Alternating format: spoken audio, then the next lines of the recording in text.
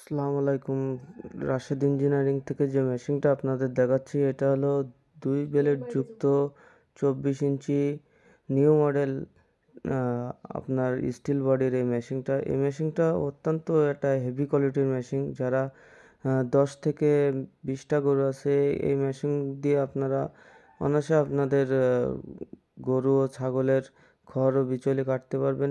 দাঁতযুক্ত আনারস দিয়েছি এর কারণে কোনো এলোমেলো খড় জড়ানোর সম্ভাবনা নেই। এটা হলো মোটা বডির বড় শেপের এই মেশিনটা